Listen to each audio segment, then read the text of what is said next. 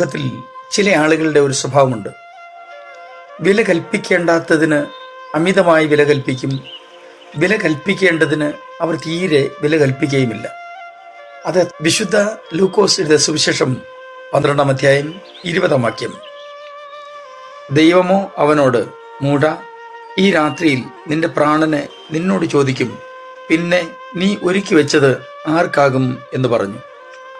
ഗുരുവിനെ ശിഷ്യൻ പിരിയാൻ നേരത്ത്, എന്നെ ഇത്രയുമൊക്കെ വിദ്യ അഭ്യസിപ്പിച്ചല്ലോ, ഞാൻ അങ്ങേക്ക് എന്ത് ഗുരുദക്ഷിണയെ നൽകണമെന്ന് ചോദിച്ചപ്പോൾ ഗുരു വളരെ നിസ്സാരമായിട്ട് തൻ്റെ ശിഷ്യനോട് ഇങ്ങനെയാണ് പറഞ്ഞത്: നീ പോയിട്ട് ഏറ്റവും വിലയില്ലാത്തത് എന്തെങ്കിലും ഒന്ന് എനിക്ക് തന്നാൽ മതി.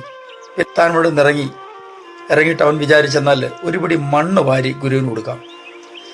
താൻ ചെന്ന് ഭൂമിയിൽ കുനിഞ്ഞ് അല്പം മണ്ണ് വാരാൻ തുടങ്ങിയപ്പോൾ ഭൂമി പറഞ്ഞു, നീ വിചാരിച്ചത് എനിക്ക് വിലയില്ലെന്നാണോ? ഈ ലോകത്തിലുള്ള മുഴുവൻ വസ്തുക്കളും എന്നിൽ നിന്നാണ് ഉണ്ടായിരിക്കുന്നത്.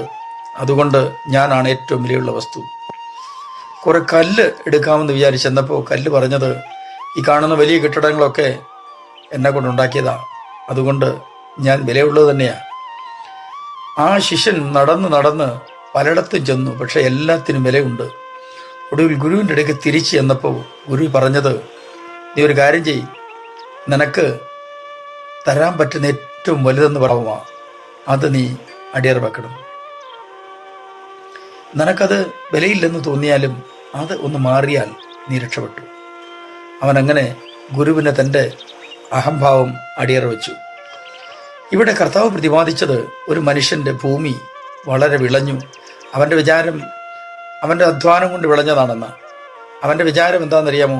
അവൻ മിടുക്കനായതുകൊണ്ട് അതൊക്കെ കിട്ടിയെന്ന്. പലരുടെയും വിചാരം അങ്ങനെയാ, മിടുക്കനായതുകൊണ്ടാണ് എല്ലാം സാധ്യമായിരിക്കുന്നെന്ന്. ഒന്നുമല്ല, ദൈവം തന്നതുകൊണ്ട് മാത്രമാണ് ഇതെല്ലാം ഉള്ളത് എന്ന് കരുതിയാൽ നന്ന്.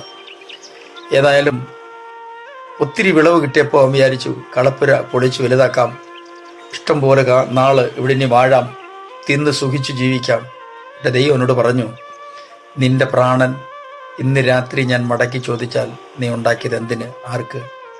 പ്രിയരെ, നമ്മുടെ ഹ്രസ്വമായ ജീവിതത്തിൽ വിലയുള്ള ദൈവവചനത്തിനും ദൈവത്തിനും പ്രാധാന്യം കൊടുത്ത് നമ്മുടെ ജീവിതം ആർക്കും ദോഷമില്ലാതെ മുന്നോട്ട് കൊണ്ടുപോകാൻ ശ്രമിക്കാം. ദൈവം സഹായിക്കട്ടെ. ഞാൻ നിങ്ങൾക്കൊണ്ട് പ്രാർത്ഥിക്കുന്നു. അടിയങ്ങളെ അവിടുത്തെ കരങ്ങളിൽ തരുന്നു. ലോകത്തിൽ വിലയുള്ള അങ്ങയുടെ വചനത്തെ മാനിപ്പാൻ, അങ്ങനെ ജീവിപ്പാൻ ഞങ്ങളെ സഹായിക്കണമേ. യേശു ക്രിസ്തുവിൻ്റെ പരിശുദ്ധ നാമത്തിൽ തന്നെ ആമേൻ. Thank you for watching. God bless you.